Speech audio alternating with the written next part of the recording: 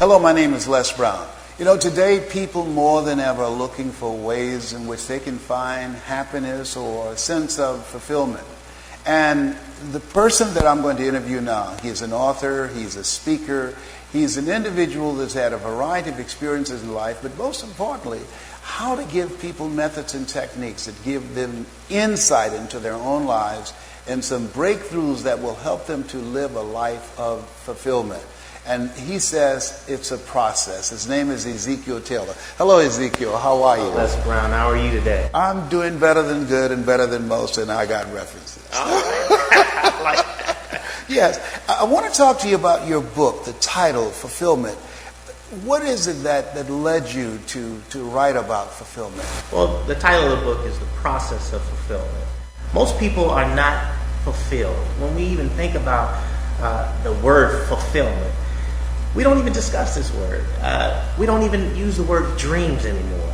We don't talk to our children about dreams because most people are suffering at the hands of circumstance and situations that are dream killers. Most people are living in a rut. There are a lot of people I know personally that are in relationships that are destroying them from the inside out.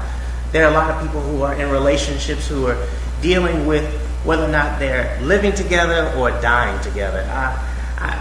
I would never want to be there. And I see it time and time again, and it just drove something in me to want to study and do some research about what I could do, how I could add value to someone's life, and bring some answers to some age-old questions about fulfillment. Well, in reading the book, I can tell you, you have written some things that's transformative and really have impacted me at a very deep level.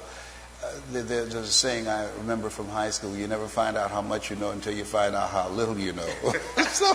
So you opened my eyes to a lot of things. So if you had to crystallize your thoughts around, for people who are listening now, a process that's practical and simple that people can implement to be on the path to reaching a level of fulfillment, what would that first step be? What do you want? I mean, you ask someone this and you're staggered. Most people don't know what they want. When you ask the question, what do you want, there's a part of your brain that gets, oh my God, what do you mean, what do I want? You mean, how am I living? You mean, what do I want out of my job? Most people begin to tell you about their problems and begin to tell you about the lack of fulfillment. But if you can change your focus, if you can stop focusing on what you don't want and begin to focus on what you do want, that is step one. You would be surprised how many people that have come to our seminars, how many people that have called me and emailed me about just that one question: what do you want? Yeah. Ezekiel Taylor, thank you for asking me that question and not allowing me to move beyond until I answered that first question. And once you become clear of what it is that you want, what is that next step? Well, you got to go back and dream. Do some self-discovery. Find out what prevented you to stop dreaming. There was a point where all of us dreamed as children. There was a point all of us had a hero. The mind literally needs a hero, or in some cases, a superhero. I wanted to be Superman.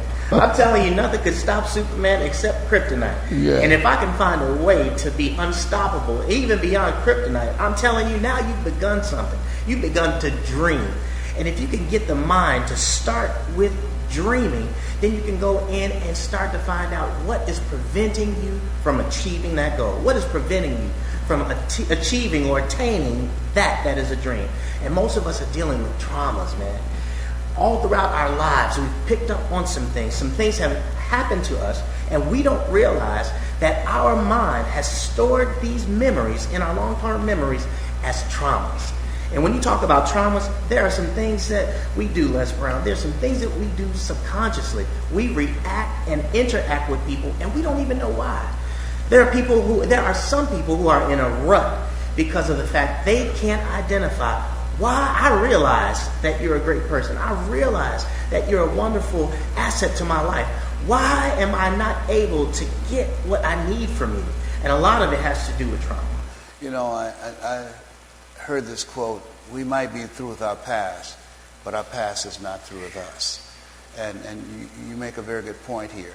So if you become clear about what it is you want, and also you take the time to do the personal inventory to discover a part of yourself that you don't know right now. What's that next step that's crucial in seeking a level of fulfillment in life? Well, Les, we got to learn how to ask for help. At this point, pride gets in the way all the time. Where I've had people who have come to me, I've shared with them some simple things. You got to start off simple. Some simple things. They've implemented these things in their life. Marriages have been changed. Lives have been literally changed because people have stepped out of their own way and done the next step, and that is ask for help. You have got to learn how to establish relationships that are conducive to growth. And so when I talk about relationships conducive to growth, mentor relationships. Right now, you may not be able to get to a Les Brown to mentor you like I have. So most of us are going to be mentored by books, by resources, by purchasing tapes or CDs or getting this information. We're in the information age. And so part of why I wrote this book was to make sure that someone, if I'm not able to mentor them directly, I can mentor them indirectly. By way of the books and the materials that are in association with the books, the workbooks and the video and the audio materials, you'll begin to establish a level of security where you can move from where you are to where you want to be. So relationships is the key. But first relationship is that mentor relationship. You got to see someone who is able to achieve that you want to achieve. Because it gives the mind a mental picture. It lets you know that it can be done. Some of us have never seen it done. So if I've never seen someone become great, I'm stuck in a rut. I'm surrounded by all of this negativity. I cannot visualize it. And if I can't visualize it, I won't become it. His name is Ezekiel Taylor. He's an author, he's a speaker, he's an empowerment coach, and he's helping people to learn the process of fulfillment.